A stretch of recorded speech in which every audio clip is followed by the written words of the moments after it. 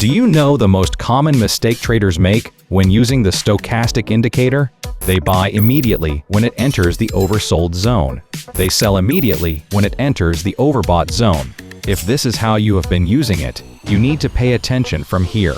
When you trade this way, you keep getting caught against the trend in strong trending markets. The stochastic indicator itself is not a bad indicator. The problem is that it is being used incorrectly. Today, we are going to use the stochastic indicator properly. We will cover the common mistakes, the basic concept, and 3 practical trading strategies.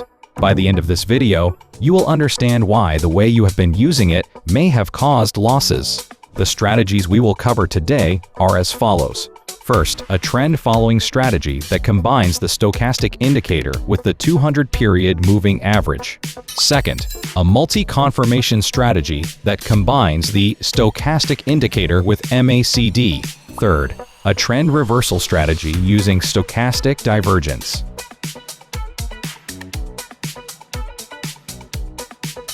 Common mistakes. Let me point out the single biggest mistake people make with the stochastic indicator: buying immediately when it enters the oversold zone, selling immediately when it enters the overbought zone. Here is why this is a problem. Just because the stochastic enters the oversold zone does not mean the price is about to rise. In a strong downtrend, the stochastic can stay in the oversold zone while the price continues to fall. If you enter a long position there, you may keep averaging down again and again. The opposite is also true. In a strong uptrend, the stochastic can remain in the overbought zone for a long time. If you enter a short position there, you are fighting against the trend. The stochastic indicator is not a buy or sell signal by itself. It must be used together with additional filters. The 3 strategies we will cover today are exactly the answer to that problem. And one more thing. When you compare it with RSI, which is another momentum indicator, you can see why the stochastic is more useful for short-term trading.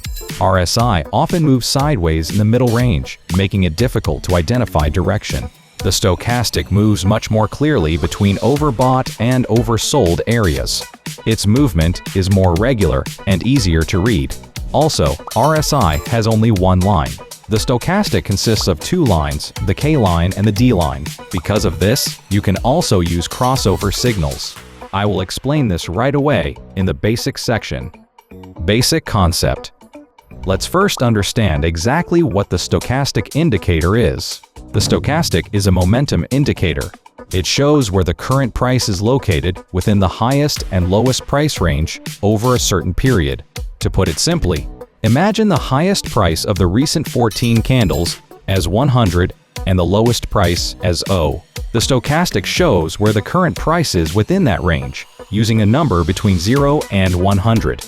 If the current price is close to the highest price, the number will be close to 100. If it is close to the lowest price, the number will be close to O. The stochastic is made up of 2 lines.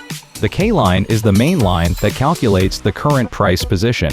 The D line is a supporting line created by applying a moving average to the K line over a certain period. The D line moves more slowly than the K line and helps confirm the direction.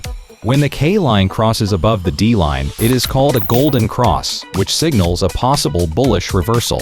When the K line crosses below the D line, it is called a dead cross, which signals a possible bearish reversal. There are 2 key levels. Above 80 is considered the overbought zone. Below 20 is considered the oversold zone. There is a reason why the stochastic indicator is especially useful in crypto trading. The crypto market, including Bitcoin, moves 24 hours a day, 365 days a year. It is highly volatile, and short-term cycles move quickly.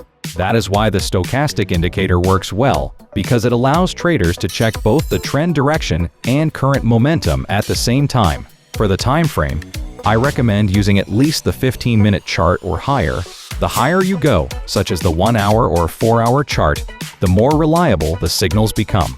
On 1-minute or 5-minute charts, there is too much noise, and you are more likely to get caught by fake signals.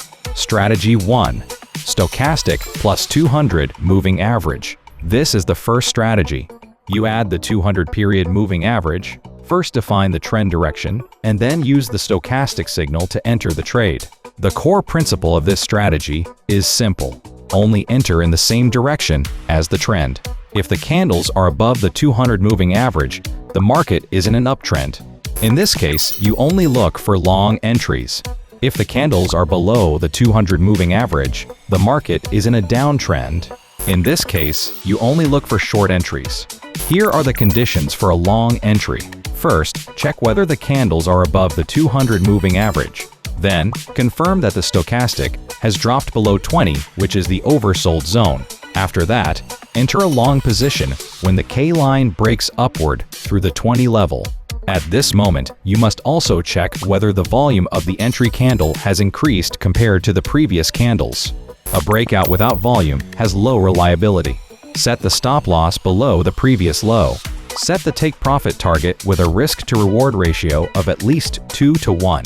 For short entries, apply the same logic in reverse. When the price is below the 200 moving average, enter short when the K line breaks downward through the 80 level. The stop loss and take profit rules are the same.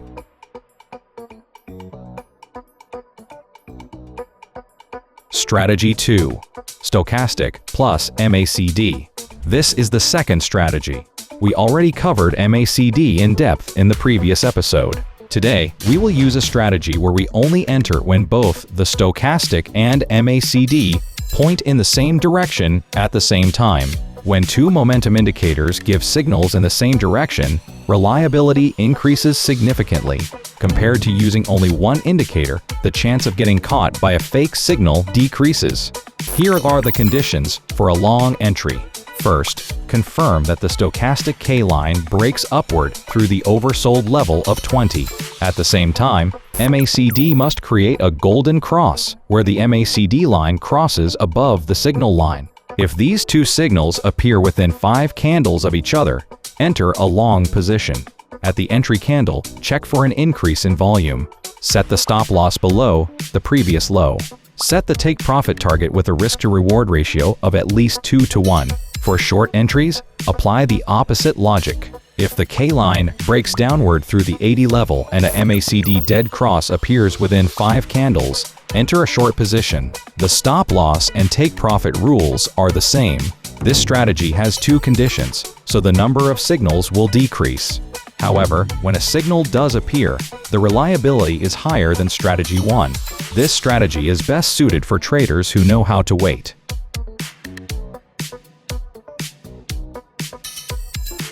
Strategy 3. Stochastic Divergence. This is the third strategy, and this is the most important strategy of today's lesson. First, let me explain what divergence is. Divergence is when the direction of the price and the direction of the indicator move opposite to each other. In simple terms, it is a situation where the price rises, but the indicator falls, or the price falls, but the indicator rises. Why is this important? If the price makes a new high, but the stochastic makes a lower high than before, it may look like the market is still rising on the surface, but the internal momentum is already weakening. This is a leading signal of a possible trend reversal. We already covered RSI divergence in the previous episode. The principle is the same. However, the stochastic has an advantage because it consists of 2 lines, the K line and the D line.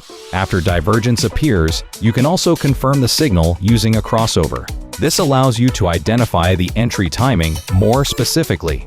Here are the conditions for a bullish divergence long entry. First, check whether the price on the chart is making a lower low than the previous low. At the same time, the stochastic must be making a higher low than its previous low. After that, enter a long position when the stochastic K line breaks upward through the 20 level. Just like before, check for an increase in volume on the entry candle. Set the stop loss below the recent new low. Set the take profit target with a risk to reward ratio of at least 2 to 1. Here are the conditions for a bearish divergence short entry. The signal appears when the price makes a new high, but the stochastic makes a lower high than before. After that, enter a short position when the K line breaks downward through the 80 level. The stop loss and take profit rules are applied the same way as with bullish divergence. Divergence does not appear very often. However, when it does appear, it is one of the strongest leading signals of a trend reversal. Once you can read this signal, you can enter before other traders recognize the reversal.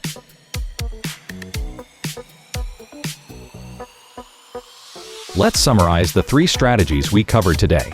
The first strategy is to use the 200 moving average to define the trend direction and use the stochastic to find the entry timing. The second strategy is a multi-confirmation method, where you only enter when both the stochastic and MACD give signals at the same time. The third strategy is to identify divergence, where the price and the stochastic move in opposite directions, and use it to catch trend reversals early. All 3 strategies are designed to move away from the wrong method of buying immediately in the oversold zone. Instead, they use filters and confirmations before entering a trade. Always set your stop loss and take profit levels in advance, and make sure to check volume together with your entry signal. If you want to receive more chart analysis and trading insights, join our free Telegram channel. The link is in the description. If this video was helpful, please like and subscribe. Your subscription gives us the support we need to keep making videos like this. Thank you.